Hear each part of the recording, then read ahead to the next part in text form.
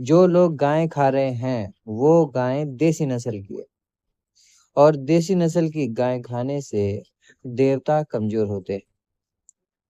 तो देश के जो शत्रु हैं, जो धर्म के शत्रु हैं, वो गाय को खत्म कर रहे हैं। देसी नस्ल की गाय हैं, क्योंकि देसी नस्ल की गाय मनुष्य को ताकत देती है। देसी नस्ल की गाय देवताओं को ताकत देती है।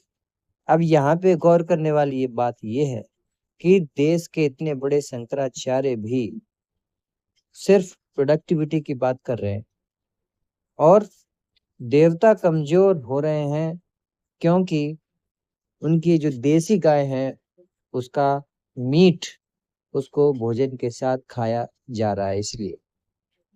लेकिन मुझे ऐसा लगता है ये पूरा सच नहीं है। यानी जो देवता है वो गाय के मरने से कमजोर नहीं होता।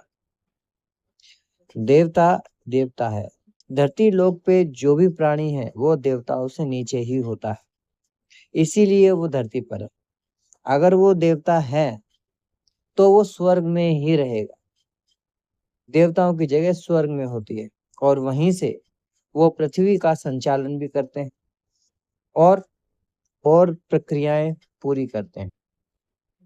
लेकिन शंकराचार्य जी कह रहे हैं कि गाय अगर कोई खाता है तो उससे देवता कमजोर होते हैं।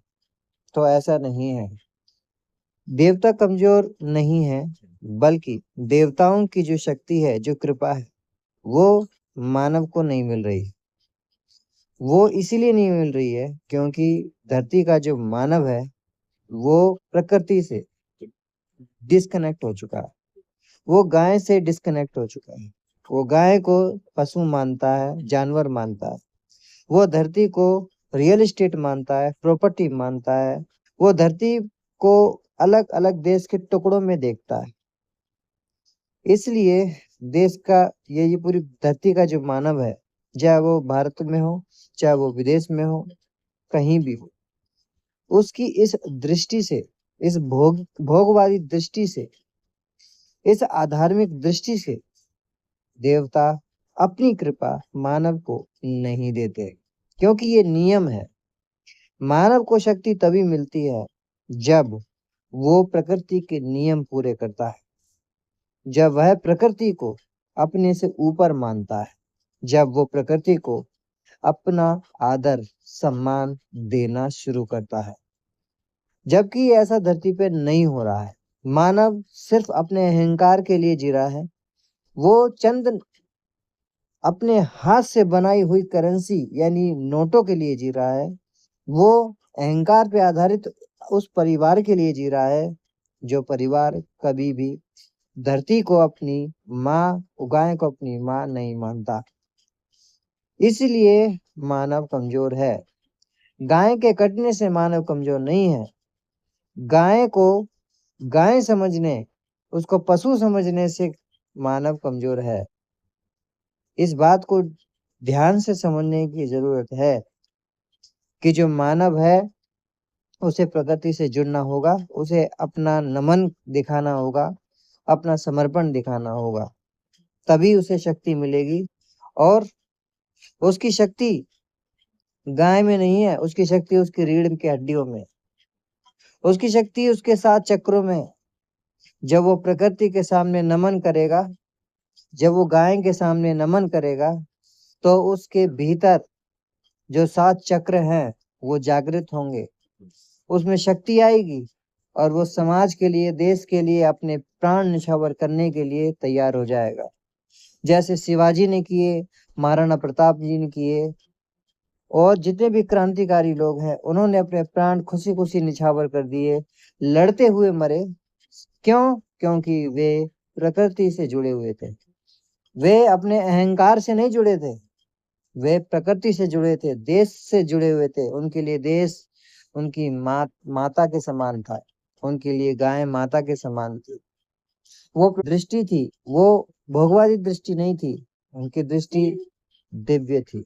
वो इन सरकार के द्वारा चलाए गए स्कूलों में अपने बच्चों को पढ़ाता है, और ये स्कूल हमारे देश के बच्चों को मूर्ख बनाने के लिए शिक्षाएं आयोजित करता है। स्कूल में कभी भी वो प्रकृति के प्रति, गाय के प्रति, देवताओं के प्रति नमन नहीं सिखाते। वो हमेशा प्रोडक्टिविटी सिखाते हैं, वो हमेशा नौकरी के बारे में सिखाते हैं, वो हमेशा व्यापार के बारे में सिखाते हैं। इसलिए हमें अपनी दृष्टि को प्रकृति से जोड़ना होगा, हमें अपनी दृष्टि को भूदेवी से जोड़ना होगा, हमें अपनी दृष्टि को गाय माता से जोड़ना होगा। और जब हमारी दृष्टि पूरी तरह साफ हो जाएगी, क्लैरिटी आ जाएगी, तो हमारे भीतर शक्ति आएगी, और वो शक्ति हमें इन असुरों से, इन राक्षसों से लड़ने में सहायता करेगी। हमें हिंदू नहीं, हमें सनातनी बनना होगा। हमें मुस्लिम नहीं, हमें सनातनी बनना होगा। हमें किसी भी पंथ से, संप्रदाय से विमुख होकर हमें वास्तविक धर्मनिरपेक्ष बनना, अपने आप को बनाना होगा। क्योंकि धर्मनिरपेक्ष का मतलब होता है पंथों से अलग हटके जीना, पंथों से अलग हटके जीना, ये है धर्मनिरपेक्ष। अभी तो हम अपने ही बनाए हुए इन पंथों में अटके हुए हैं। कोई हिंदू है, कोई मुसलमान है, कोई सिख है, कोई ईसाई है, कोई कुछ है, कोई कुछ। तो ये धर्मनिरपेक्षता कहाँ है? जिस सेकुलरिज्म के खिलाफ सोशल मीडिया में इतनी बातें होती हैं कि सेकुलर होने से ही इस देश का हिंदू कमजोर है, सेकुलर होने से, धर्मनिरपेक्ष होने से ही इस देश का मानव, इस देश का नागरिक कमजोर है।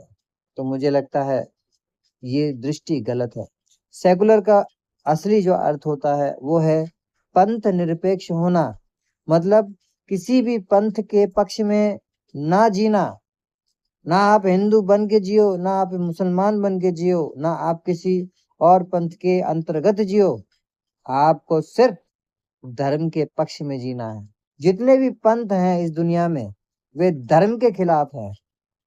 उन्होंने धर्म की जो शक्ति है उसको छुपाने की कोशिश करी है। इन सभी पंथों ने जो पाप किया है उसकी सजा उन्हें मिल रही है। इसलिए अब समय आ चुका है कि हम सब मिलकर पूरी धरती को सनातन राष्ट्र बनाएं और धर्मनिरपेक्ष की वास्तविक परिभाषा स्थापित करें। जय श्री कल की, जय वैदिक सनातन।